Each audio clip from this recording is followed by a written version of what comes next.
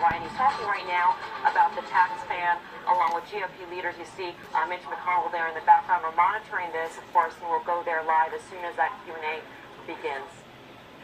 Yeah, let's continue. Bring back in Jay Billis. So, Jay, thank you for that. Listen, you've been very vocal, you've been very critical about the NCAA over the past couple of years. To me, the most interesting thing about this is that the FBI did not let the NCAA know about this investigation, which seems almost insane.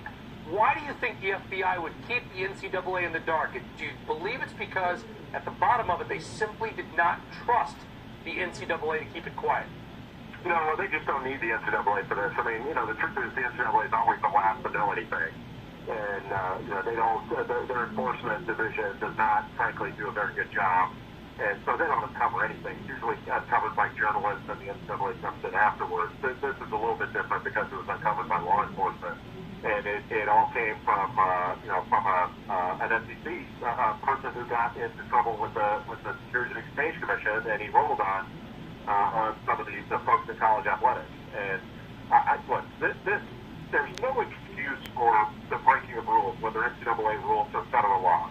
So the NCAA rules didn't cause this, but we've got an underground economy in college athletics because of amateurism rules. And these players are worth a ton of money, as anybody that watches your programs would know, understand the way economics works. And I had a good friend of mine named Chris Matola who likened amateurism to prohibition. We're not stopping people from drinking, we're just driving everything underground. And this is a multi-billion-dollar business. And even though this is going to shake college athletics in the short run, this is not the first scandal we've had. And as long as amateurism rules remain in place, it will not be the last. And it may change the way money flows in college sports a little bit, but it is not going to stop the flow of money. It certainly will not do that, because no scandal's done that. Yeah, and that's the point. And remember where we are right now, Jay. This is CNBC, right? You're ESPN. We're the money network here in many ways. And we've talked about this. Louisville has a $160 million contract with Adidas. The pressure to get those kids to go to Louisville, make it to the pros, wear Adidas so they can sell shoes is a ton.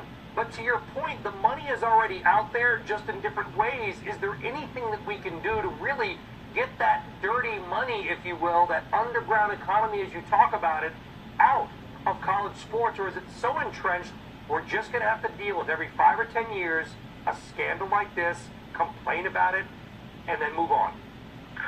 Well, I mean, I don't want to answer a question with a question, but you don't consider the contracts that coaches are paid to be dirty money, or what athletic directors or presidents are paid to be dirty money, or when Natalie Portman was at Harvard when she was doing movies, that wasn't dirty money.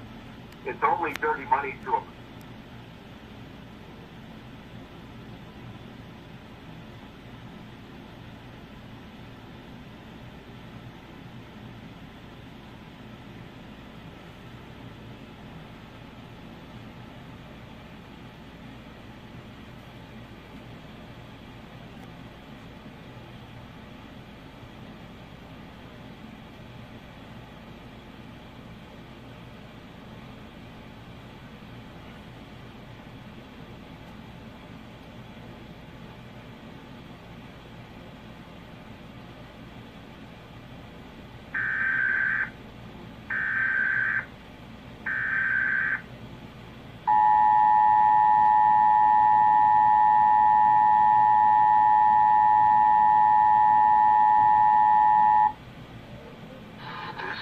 national test of the emergency alert system.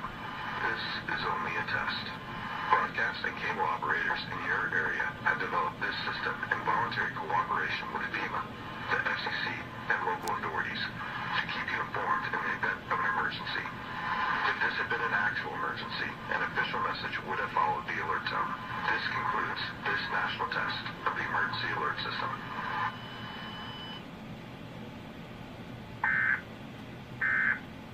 When we're going out playing time and picking Americans and recruiting people and putting on